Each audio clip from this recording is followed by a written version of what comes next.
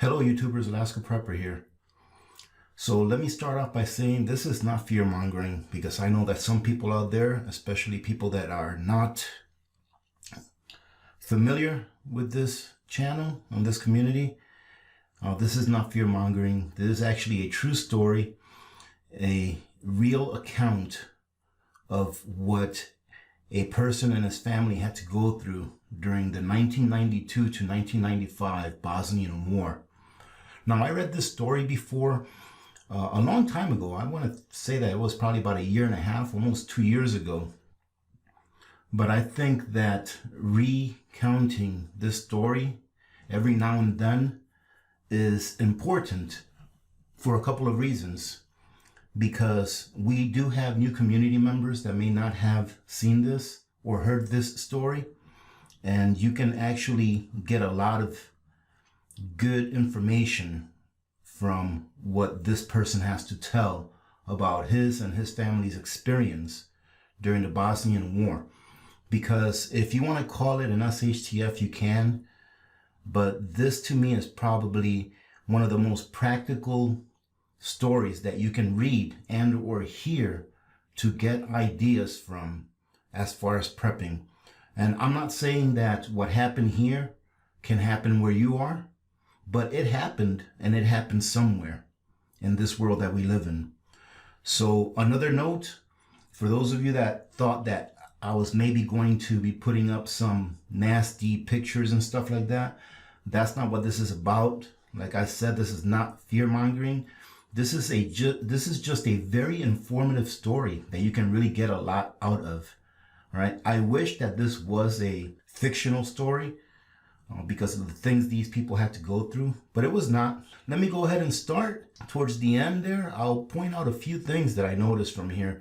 And as I've matured as a prepper, I can extract more ideas from this story than I was able to in the past. So let's start. Many in the precious metals community are eagerly anticipating a complete systemic collapse of the financial system, because as preppers, they expect to not only survive, but to prosper in an SHTF scenario. And let me tell you what, ladies and gentlemen, I do not fall within that category.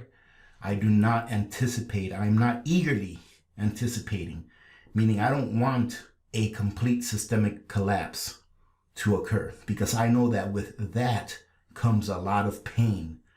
Would I like our system to be better than what it is now? Absolutely. But a complete systemic collapse will cause a lot of pain and, unfortunately, a lot of lives to be lost. So I don't fall in that category. We suspect, however, that the following must-read account of surviving the Bosnian War in the midst of a complete collapse of the grid and financial system will be eye-opening in just how difficult it is to survive a full-on Mad Max scenario, even if one has spent years prepping for it. I am from Bosnia, and this is from the person who is recounting this story. I am from Bosnia. Between 1992 and 1995, it was hell.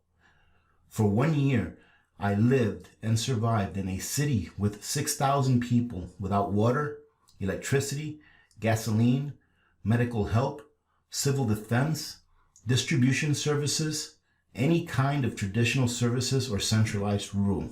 Money soon became worthless. We returned to an exchange. For a tin of can, you could have many things: arms, ammunition, candles, lighters, antibiotics, gasoline, batteries, and food. We fought for these things like animals. In these situations, it all changes. Men become monsters. Strength was in numbers. For a man living alone, getting killed and robbed would be just a matter of time, even if he was armed. The following is my experience. Our city was blocked by the army, and for 1 year, life in the city turned into total crap. We had no army, no police. We only had armed groups. Those armed protected their homes and families.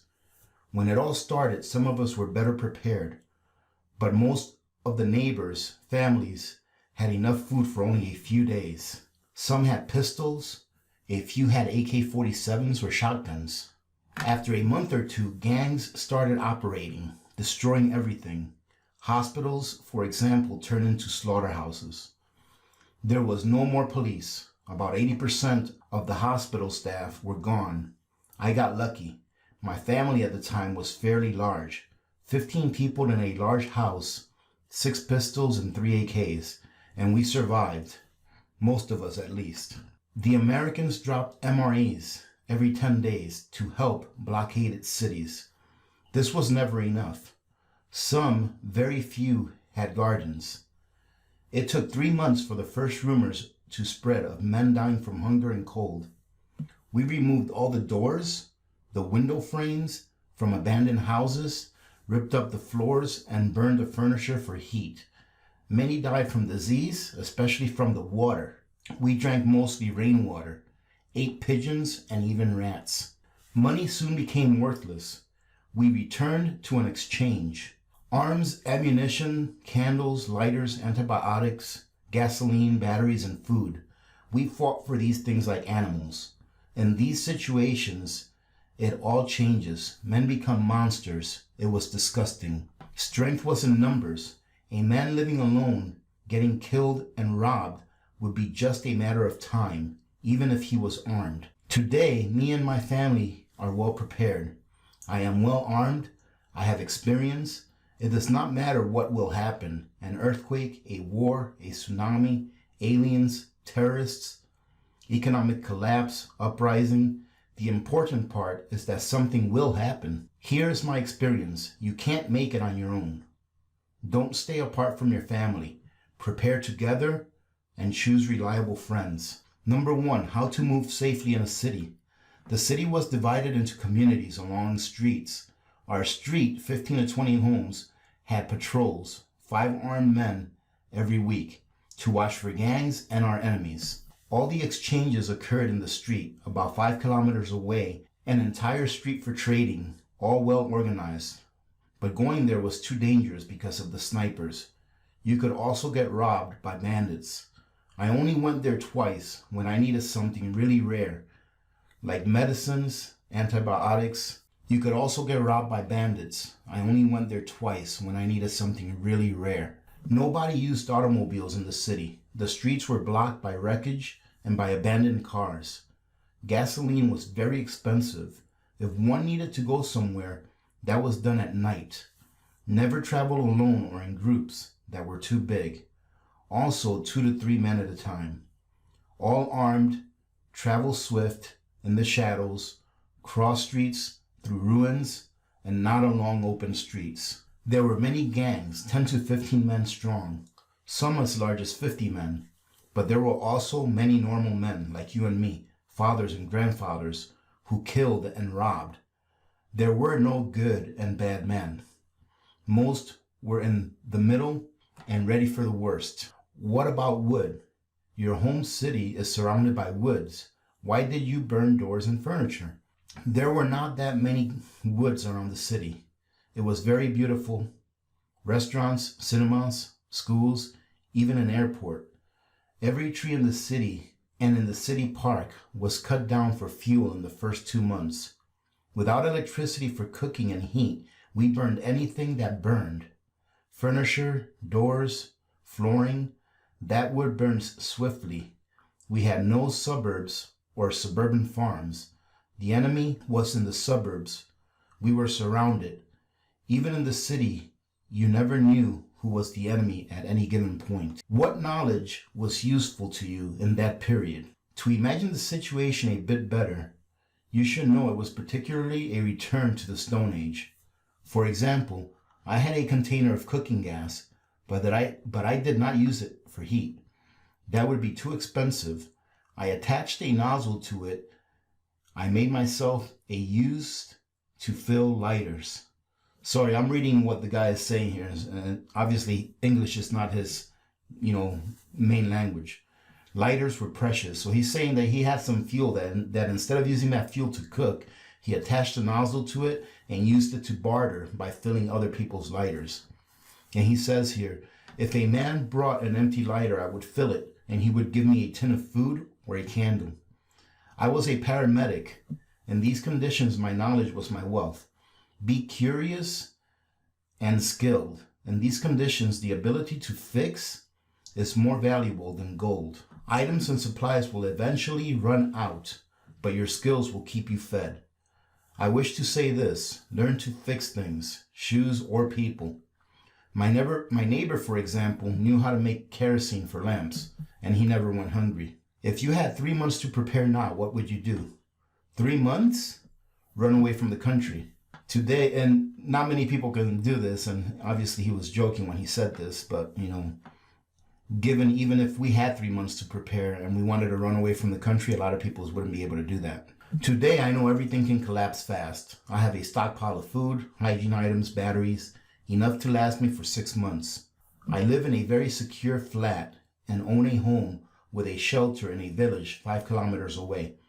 Another 6 months supply there as well.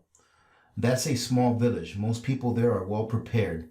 The war had taught them. I have 4 weapons with 2,000 rounds for each. I have a garden and have learned gardening.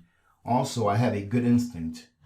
When everyone around you keeps telling you it'll be fine, but I know it will all collapse. I have strength to do what I need to protect my family, because when it all collapses, you must be ready to do bad things to keep your children alive and protect your family. Surviving on your own is practically impossible. That's what I think. Even if you're armed and ready, if you're alone, you'll die. I have seen what happens many times. Families and groups, well prepared with skills and knowledge in various fields, that's much better. What should you stockpile? That depends. If you want to live by theft, all you need is weapons and ammo. Lots of ammo. If not, more food, hygiene items, batteries, accumulators. And I believe that accumulators are like maybe generators. Little trading items like knives, lighters, flints, soap. Also, alcohol of a type that keeps well. The cheapest whiskey is good for trading. Many people died from insufficient hygiene. You'll need simple items in great amounts. For example, garbage bags, lots of them, and toilet paper, non-reusable dishes and cups. You'll need lots of them. I know that because we didn't have any at all. As for me, a supply of hygiene items is perhaps more important than food. You can shoot a pigeon. You can find a plant to eat. You can't find or shoot any disinfectant. Disinfectant, detergents, bleach, soap, gloves, masks. First aid skills, washing wounds and burns. Perhaps you will find a doctor and will not be able to pay him. Learn to use antibiotics. It's good to have a stockpile of them. You should choose the simplest weapons. I carry a .45 that I like, but it's a rare gun here, so I have 2 TT pistols. Don't like Kalashnikovs. AK-47s is Kalashnikov. But again, same story. Everyone has them, so I do. You must own small, unnoticeable items. For example, a generator is good, but 1,000 Bic lighters are better. A generator will attract attention if there's any trouble, but 1,000 Bic lighters are compact, cheap, and can always be traded. We usually collected rainwater in 4 large barrels and then boiled it. There was a small river, but the water in it became very dirty very fast. It's also important to have containers for water, barrels and buckets. Were gold and silver useful? Yes, I personally traded all of the gold coins in our house for ammunition. Sometimes we got our hands on money, dollars and Deutschmarks. We bought some things for them, but this was rare and prices were astronomical. For example, a can of beans cost $30 to $40. The local money quickly became worthless. Everything we needed, we traded for through barter. Was salt expensive? Here's for some of the people. I've seen a lot of comments where it says, why do you store so much salt? Well, here it says, was salt expensive? Yes, but coffee and cigarettes were even more expensive. I had lots of alcohol and traded it without problems. Alcohol consumption grew over 10 times as compared to peacetime. Perhaps today it's more useful to keep a stock of cigarettes, lighters, and batteries. They take up less space. At this time, I was not a survivalist. We had no time to prepare. Several days before the S hit the fan, the politicians kept repeating over the TV that everything was going according to plan. There's no reason to be concerned. Let me read that again, ladies and gentlemen. Several days before the S hit the fan, the politicians kept repeating over the TV that everything was going according to plan. There's no reason to be concerned. When the sky fell on our heads, we took what we could. Was it difficult to purchase firearms? What did you trade for arms and ammunition? After the war, we had guns in every house. The police confiscated lots of guns at the beginning of the war, but most of them we hid. Now we have one legal gun and I have a license for. Now I have one legal gun that I have a license for. Under the law, that's called a temporary collection. If there is unrest, the government will seize all the registered guns. Never forget that. You know, there are many people who have one legal gun, but also illegal guns if that one gets seized. If you have good trade goods, you might be able to get a gun in a tough situation. But remember, the most difficult time is the first days, and perhaps you won't have enough time to find a weapon to protect your family. To be disarmed in a time of chaos and panic is a bad idea. In my case, there was a man who needed a car battery for his radio. He had shotguns. I traded the accumulator for both of them. Sometimes I traded ammunition for food, and a few weeks later I traded food for ammunition. Never did the trade at home, and never in great amounts. Few people knew how much and what I kept at home. The important thing is to keep as many things as possible in terms of space and money. Eventually, you'll understand what is more valuable. I'll always value weapons and ammunition the most. Second, maybe gas masks and filters. That's interesting about the second thing that he would value the most, gas masks and filters. What about security? Our defenses were very primitive. Again, we weren't ready and we used what we could. The windows were shattered and the roofs in a horrible state after bombings. The windows were blocked, some with sandbags, others with rocks. I blocked the fence gate with wreckage and garbage and used a ladder to get across the wall. When I came home, I asked someone inside to pass over the ladder. We had a fellow on our street that completely barricaded himself in his house. He broke a hole in the wall, creating a passage for himself into the ruins of a neighbor's house, a sort of secret entrance. Maybe this would seem strange, but the most protected houses were looted and destroyed first. In my area of the city, there were beautiful houses with walls, dogs, alarms, and barred windows. People attacked them first. Some held out, others didn't. It all depended on how many handguns they had inside. I think defense is very important, but it must be carried out obtrusively. If you are in a city and the SHTF comes, you need a simple, non-flashy place with lots of guns and ammo. How much ammo? As much as possible. Make your house as unattractive as you can. Right now, I own a steel door, but that's just against the first wave of chaos.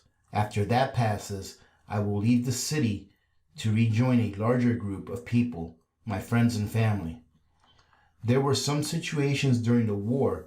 There's no need for details, but we always had superior firepower and a brick wall on our side. We also constantly kept someone watching the streets. Quality organization is paramount in case of gangs. Shooting was constantly heard in the city. Our perimeter was defended primitively. All the exits were barricaded and had little firing slits. Inside, we had at least 5 family members ready for battle at any time, and 1 man in the street, hidden in a shelter. We stayed home through the day to avoid sniper fire. At first, the weak perish. Then the rest fight. During the day, the streets were practically empty due to sniper fire. Defenses were oriented toward short-range combat alone. Many died if they went out to gather information, for example. It's important to remember we had no information, no radio, no TV, only rumors and nothing else. There was no organized army. Every man fought. We had no choice. Everybody was armed, ready to defend themselves. You should not wear quality items in the city. Someone will murder you and take them. Don't even carry a pretty long arm. It will attract attention. Let me tell you something. If it starts tomorrow, I'll be humble. I'll look like everyone else. Desperate, fearful, maybe I'll even shout and cry a little bit. Pretty clothing is excluded altogether. I will not go in my new tactical outfit to shout, "I have come. You're doomed, bad guys." No, I'll stay aside, well armed, well prepared, waiting and evaluating my possibilities with my best friend or brother. Super defenses, super guns are meaningless. If people think they should steal your things, that you're profitable, they will. It's only a question of time and the amount of guns in hands. How was the situation with toilets? We used shovels and a patch of earth near the house. Does it seem dirty? It was. We washed with rainwater or in the river, but most of the time the latter was too dangerous. We had no toilet paper, and if we did have any, I would have traded it away. It was dirty business. Let me give you a piece of advice. You need guns and ammo first, and second, everything else. Literally everything. All depends on space and money you have. If you forget something, there will always be someone to trade with. But if you forget weapons and ammo, there will be no access to trading for you. I don't think big families are extra mouths. Big families mean more guns and strength. And from there, everyone prepares on his own. How did people treat the sick and injured? Most injuries were from gunfire. Without a specialist and without equipment, if an injured man found a doctor somewhere, he had about 30% chance of survival. It ain't the movies. People died. Many died from infection of superficial wounds. I had antibiotics for 3 to 4 uses, for the family, of course. People died foolishly quite often. Simple diarrhea will kill you in a few days without medicine and with limited amounts of water. There were many skin diseases and food poisonings. Many used local plants and pure alcohol, enough for the short term, but useless in the long term. Hygiene is very important, as well as having as much medicine as possible, especially antibiotics. And that's it, ladies and gentlemen. So I'm going to leave the link to the story. That way you guys can dissect it a little more on your own. But I think this is a great story to reference. Not saying that this is going to happen where you live or where I live, but it's just giving you an inside look at what someone had to go through, or someone in his family had to go through to survive a real, what we would call SHTF, or definitely a life-changing event.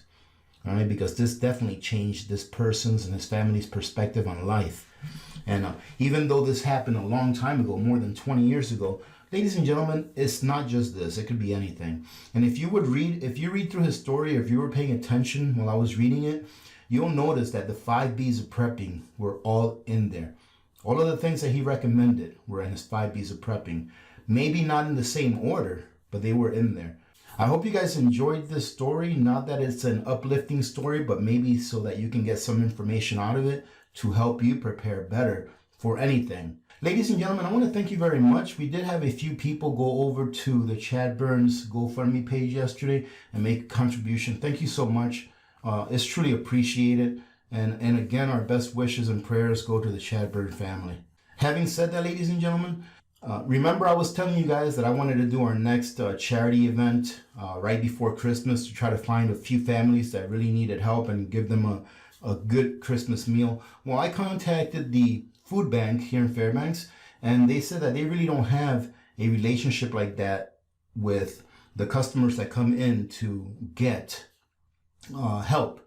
That is kind of like a grocery store type of a thing, I guess, where they come in and they get to pick some of the things that they need and like that. So what I've decided to do is that instead of doing this for a Christmas thing, we'll do it for a pre-Thanksgiving thing. So I'm probably going to go shopping this weekend, and I am going to do a video, and I am very happy to say that I talked to the CEO of the food bank yesterday, and a very nice lady, and she told me that she will allow me to do a tour of the facility and video record it, and even provide us with a short interview to let us know exactly what it is that they do and what services they provide there. So I'm excited to do that, and I'm hoping that I can go shopping sometime this week to get that done. So if you are able to contribute to the Buy Me a Coffee fund that I have set up, please do, because that money will be going towards the food bank here, and I'm going to try to get it done here before Thanksgiving.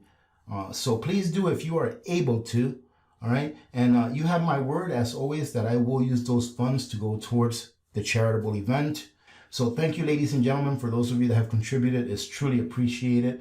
All right. So having said that, ladies and gentlemen, let me go ahead and sign off. Thank you very much for joining in today. Remember to be good to each other. When good people do good things happen. Remember to reach one, teach one, and repeat. If we all did this, the world would be a better place. And you know that it will be a better place. Many blessings to all of you and your families. This is Alaska Prepper, and I am out.